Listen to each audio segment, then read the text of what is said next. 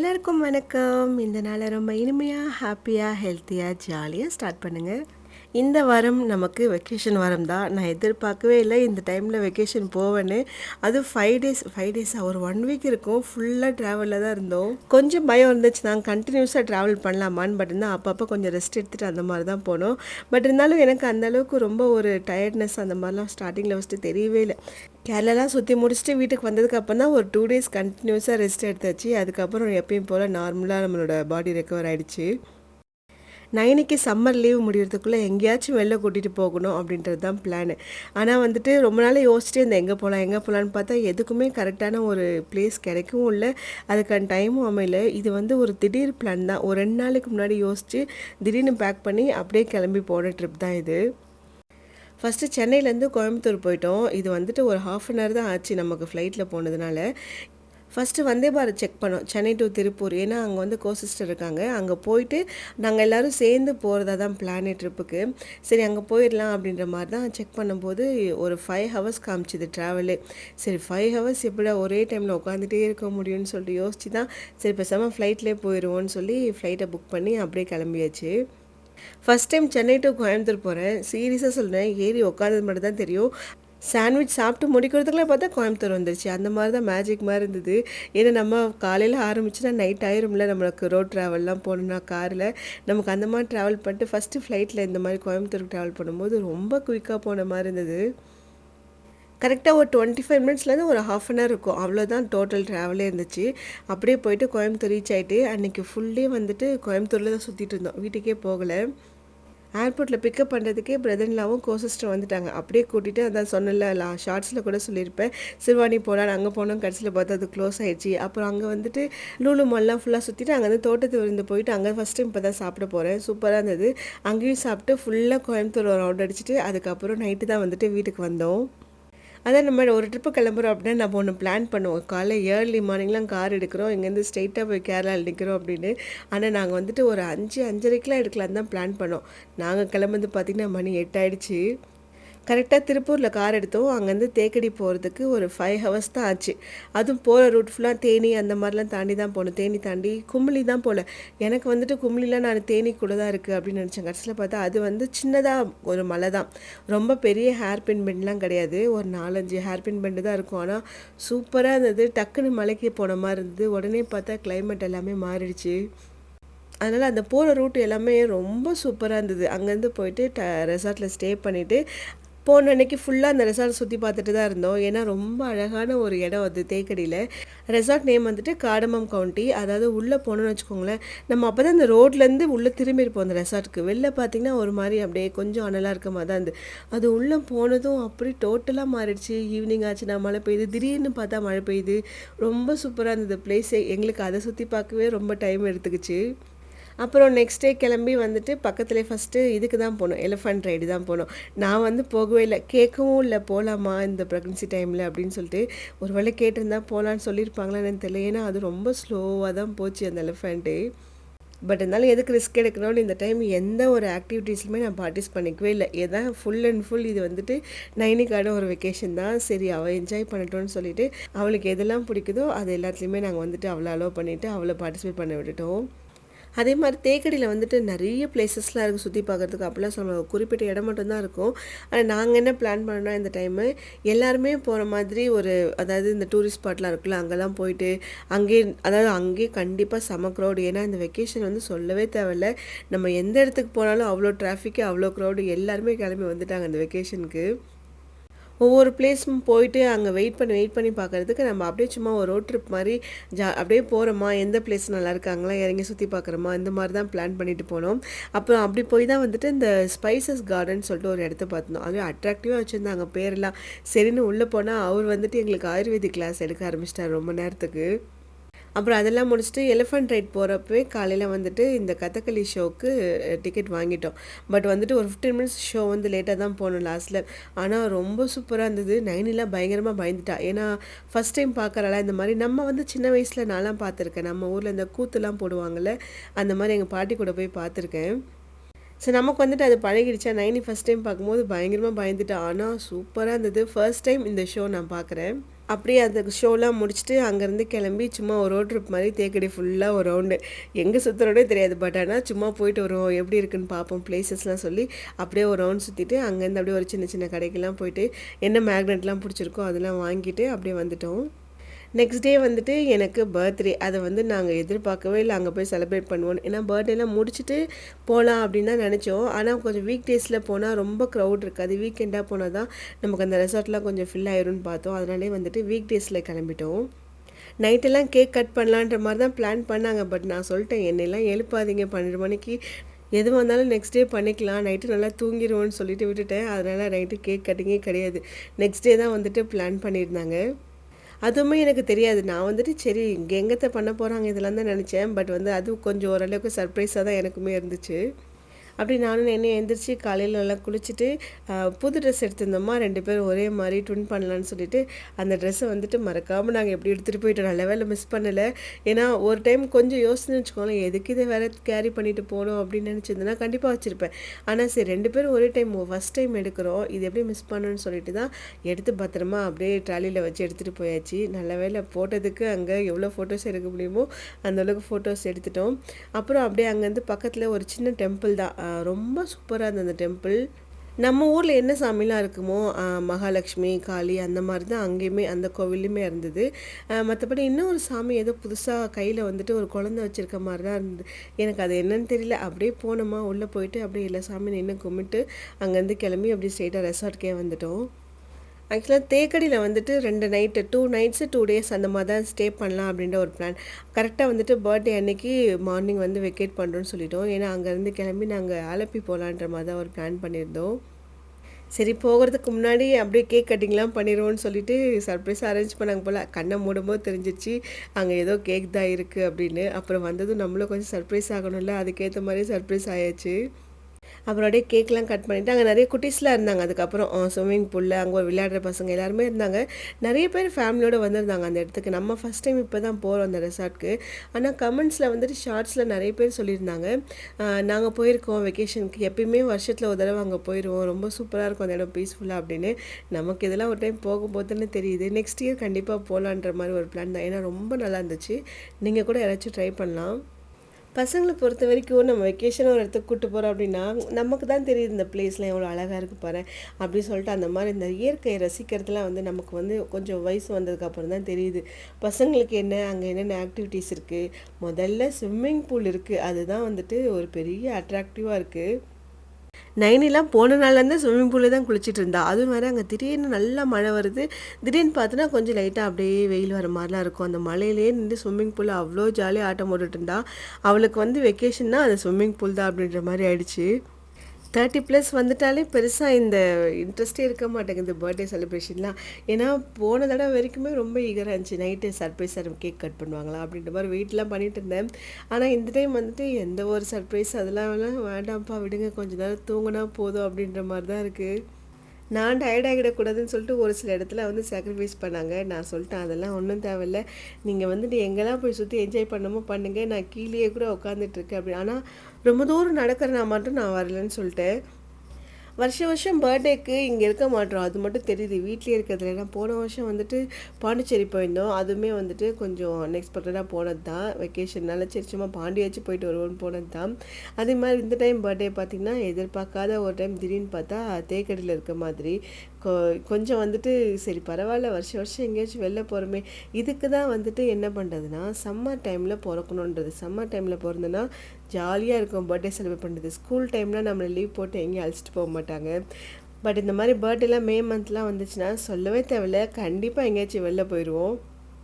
நைனி வந்து எனக்காக ஒளிச்சு கொண்டு வச்சு சர்ப்ரைஸ் இது ஒரு ஹேண்ட்பேக். இது வந்துட்டு அம்மா வீட்டுக்கு போயிருந்தால லீவுக்கு அப்போவே எனக்கு பர்த்டேன்னு சொல்லி வாங்கி வச்சுட்டா போல். அங்கேருந்து சென்னை கொண்டு வந்து சென்னையிலேருந்து அதை தூக்கி எனக்கே தெரியாமல் என் ட்ராலிலே உள்ளே வச்சு மூடி அதை நானே கேரி பண்ணிட்டு வந்தேன் ஃப்ளைட்டில். அங்கேருந்து வந்து இங்கே ஓப்பன் பண்ணி ட்ரெஸ் எடுக்கும்போது நான் பார்த்துட்டேன் அதில் ஒன்று இருக்குன்றது எனக்கு தெரியும். ஆனால் மேலே ட்ரெஸ்ஸை வச்சு மறைச்சி வச்சிட்ருக்கலாம்.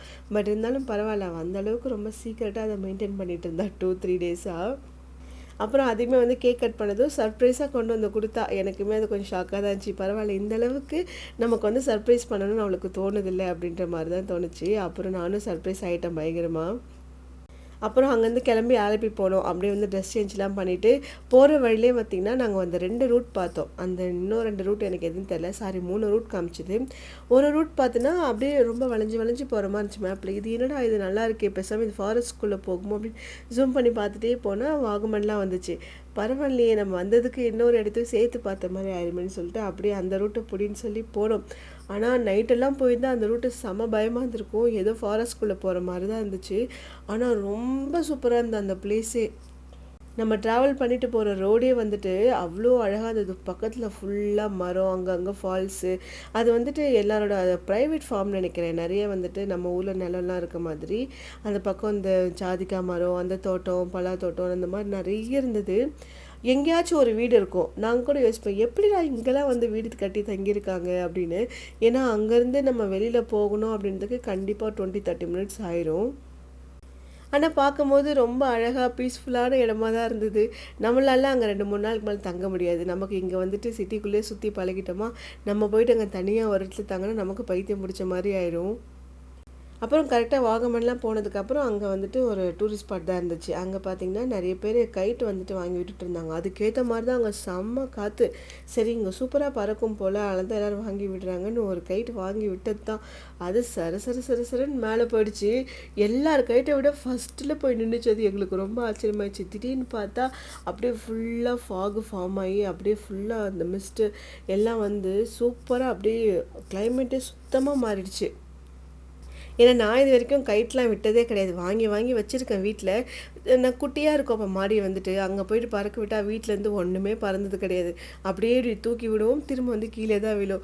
அந்த மாதிரி 2-3 தடவை ட்ரை பண்ணியிருக்கேன் ஸ்கூல் டைமில் வந்துட்டு சம்மர் லீவில். மற்றபடி பண்ணதில் அவ்வளோதான் விட்டாச்சு. ஆனால் இதுதான் ஃபர்ஸ்ட் டைம் விடுறேன்னா எனக்கே பயங்கர ஷாக் ஆகிடுச்சு. அவ்வளோ சூப்பராக போச்சு. இழுக்க அது பாட்டுக்கு இன்னும் மேலே போயிட்டே தான் இருக்குது. எனக்கெல்லாம் பயங்கர ஷாக்கு. நைனி வர ஃபஸ்ட் டைம் விடுறல, அவளுக்குமே சூப்பராக என்ஜாய் பண்ணான். அப்புறம் அங்கேருந்து கிளம்பி இதுக்கு போனோம். பக்கத்துலேயே வந்து பைன் ஃபாரஸ்ட்னு ஒரு டூரிஸ்ட் பிளேஸ் இருந்துச்சு போல். அங்கே போனால் ரொம்ப ஸ்லோப் மாதிரி இருந்து கீழே இறங்கணும் போல். நான் வந்துட்டு இறங்கலை, நீங்கள் போயிட்டு வாங்கன்னு சொல்லி எல்லோரும் அனுப்பிச்சிட்டு நாங்கள் கொஞ்ச நேரம் உட்காந்துட்டு இருந்தேன். அப்புறம் போயிட்டு எல்லோரும் நாங்கள் சுற்றி பார்த்துட்டு ஃபோட்டோஸ்லாம் எடுத்துகிட்டு வந்துட்டாங்க. அப்புறம் ஒரு ஈவினிங் கிட்ட வந்து ரெசார்ட் ரீச் ஆகிட்டோம். அது வந்துட்டு என்னென்னா சாந்தாரி பேர்ல் பீச் ரெசார்ட்னு ஒன்று. அதுவுமே வந்துட்டு ரொம்ப சூப்பராக இருந்தது. பட் ஆனால் எனக்கு ஆலப்பி போனதுமே வந்து ஃபுல் அண்ட் ஃபுல் ஏதோ பாண்டிச்சேரியில் சுற்றிட்டு இருக்க மாதிரி தான் இருந்தது அந்த ரெசார்ட் சொல்கிறேன். ஏன்னா அது கூட வந்து ப்ரைவேட் பீச் இருந்துச்சு. நான் உங்களுக்கு அந்த ரெசார்ட் அப்புறம் காமிக்கிறேன். போய் ரெசார்ட்டில் போயிட்டு ட்ரெஸ் சேஞ்ச் பண்ணிவிட்டு அன்றைக்கி ரெஸ்ட் எடுத்துகிட்டு நெக்ஸ்ட் டே வந்துட்டு கிளம்பி மெயினாக நமக்கு மைண்டு இருக்கும் ஆலப்பி அப்படின்னாலே ஃபஸ்ட்டு விடிவி தான் ஞாபகம் வந்துச்சு படம். அந்த மூவியில் வர சர்ச் பார்க்கணும், அந்த பிளேஸ் எல்லாம் சுற்றி பார்க்கணும் அப்படின்ட்டு தான் ஃபஸ்ட்டு மெயினாக இருந்துச்சு. அதுதான் எங்களோட அன்னைக்கு டார்கெட்டாக இருந்தது. உடனே வண்டி எடுத்துகிட்டு போட்டிங் போகலான்னு ஃபஸ்ட்டு பிளான் பண்ணோம்.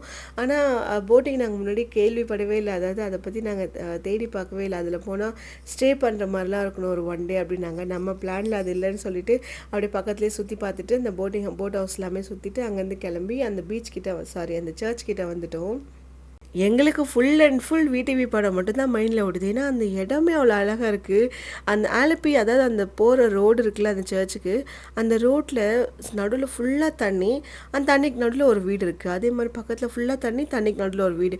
இதே மாதிரி தான் இருந்துச்சு. அந்த இடம் எப்படா தண்ணிக்குள்ளேயே இருக்காங்க இவங்க அப்படின்னு தான் தோணுச்சு. நம்மளாம் வீட்டுக்கு ஒரு ஸ்கூட்டி வச்சுருக்க மாதிரி அவங்க வீட்டுக்கு ஒரு போட் வச்சுருப்பாங்க போல் அங்கேருந்து வெளில வர்றதுக்கு. அப்புறம் இந்த ரிசார்ட்டை வந்து நான் சொல்லியே ஆகணும். ஏன்னா இங்கே இருக்கிறது முக்கால்வாசி இந்த ஸ்பைஸ் கார்டன் சொல்லிட்டு போனோம்ல, அது எல்லாமே இந்த ரெசார்ட்குள்ளேயே வச்சுருக்காங்க. ஆர்கானிக் ஃபார்ம் வச்சுருக்காங்க. இது வந்துட்டு நம்ம போடுவோம்ல பிரியாணிக்கு பிரிஞ்சி இலை, அந்த மரம் தான் அது. அதுலேயும் அந்த மரத்துலேருந்து தான் நமக்கு சினமனும் கிடைக்கும். அந்த பட்டெல்லாம் இருக்குல்ல, அந்த மரத்தை வந்துட்டு உரிச்சு எடுத்தாங்கன்னா அதுலேருந்து தான் சினமன் எடுப்பாங்க. நல்ல வாசனை. அதுவும் இந்த ரெசார்ட்குள்ளே வந்துட்டு நமக்கு ரூமோடவே ப்ரைவேட் ஸ்விம்மிங் பூல் வர வந்துடுதா. காலையில் குளிக்க ஆரம்பித்தா அந்த ஈவினிங் வரைக்கும் வெளில நைனி வரவே மாட்டா.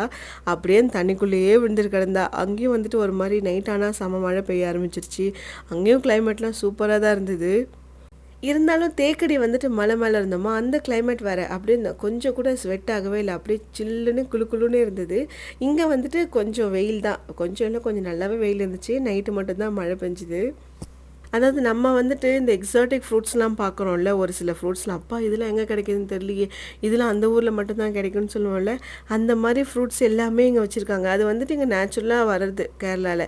இந்த ஐனி சக்கரைலாம் சொல்லுவாங்கள்ல, குட்டியோண்டு இருக்கும், ரொம்ப சின்னதாக பலாப்பழம் மாதிரி இருக்கும், உள்ளே அப்படியே உரிச்சுன்னா ஃபுல்லாக அந்த குட்டி குட்டி பலாப்பழம் மாதிரியே இருக்கும்ல, அந்த மாதிரி இங்கே அவ்வளோ மரம். இது எப்படி கண்டுபிடிச்சுன்னா, அங்கே நடந்து போயிட்டு இருக்கும்போது கீழே நிறைய விழுந்துருந்துச்சு, விழுந்து நசுங்கி அந்த மாதிரிலாம் இருந்துச்சா, அதுதான் என்ன இது நம்ம ஏதாச்சும் இந்த வீடியோவில் பார்த்த மாதிரியே இருக்கேன்னு சொல்லிட்டு மேலே பார்த்தா அவ்வளோ மரம் இருக்குது, அவ்வளோ காய் அதில் ஃபுல்லாக தொங்கிட்டு இருக்கு, நிறைய பழுத்து வேஸ்ட்டாக தான் கீழே கொட்டிகிட்டு இருந்தது.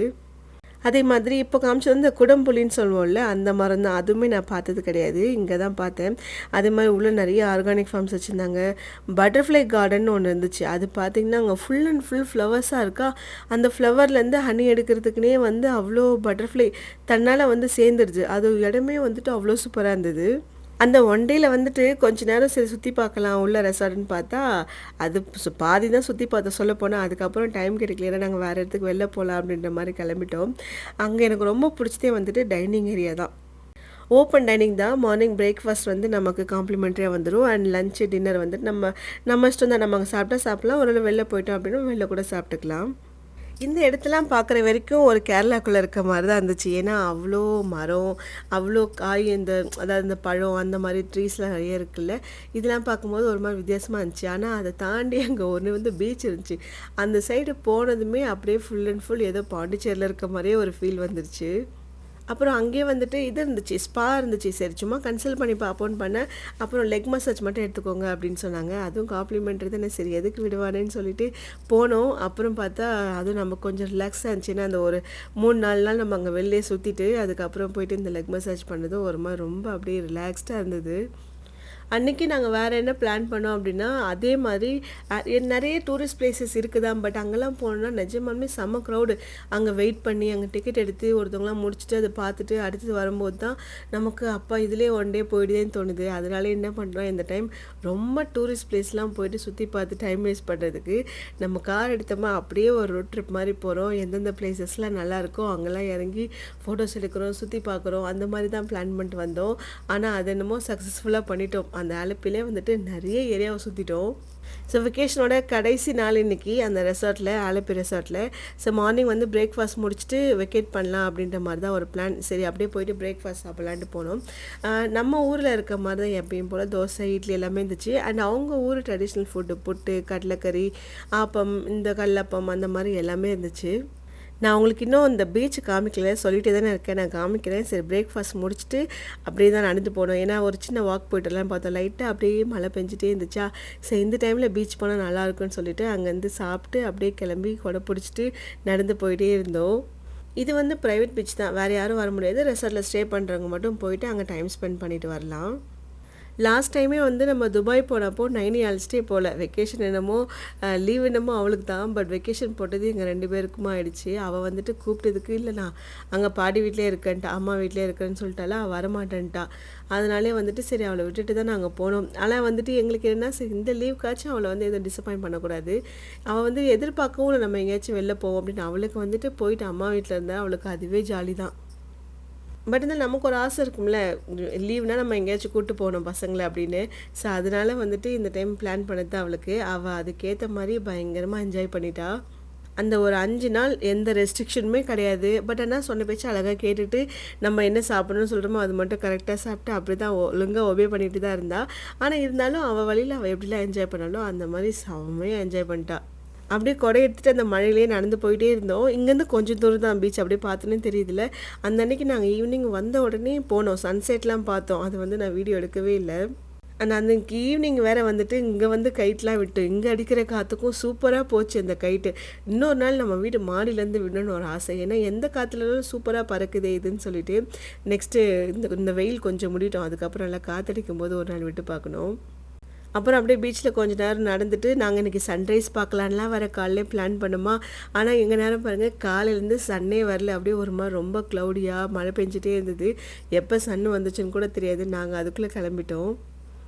அப்புறம் இங்கேயுமே வந்துட்டு அந்த ஆர்கானிக் ஃபார்ம் வச்சுருந்தாங்க. ஆக்சுவலாக நாங்கள் தேக்கடில் ஸ்டே பண்ணதும் இங்கே ஸ்டே பண்ணதும் ஒரே குரூப்போடது தான். இங்கே உள்ளே போனால் அந்த ஆர்கானிக் ஃபார்ம்லேயே நம்ம ஊரில் வச்சுருக்க மாதிரி நிறைய மரங்கள்லாம் இருந்துச்சு. ஆனால் அங்கே வந்துட்டு நான் நேந்திரம், செவ்வாழை இந்த மாதிரி நிறைய மரம் இருந்துச்சு. அதுவும் இல்லாமல் இந்த காந்தாரி மிளகாலாம் வந்து வச்சுருந்தாங்க. காந்தாரி வந்து ரொம்ப காரமாக இருக்கலாம், ரொம்ப குட்டி குட்டி மிளகாய் தான். அப்படியே அவங்கக்கிட்ட பேசி அந்த சீடெல்லாம் கலெக்ட் பண்ணிவிட்டு அங்கேருந்து கிளம்பி அப்படியே திருப்பூர் வந்து திருப்பூர்லேருந்து கிளம்பி கோயம்புத்தூர் போயிட்டு மறுபடியும் கோயம்புத்தூர்லேருந்து சென்னை வந்தாச்சு ரிட்டர்ன் ஃப்ளைட்டில்.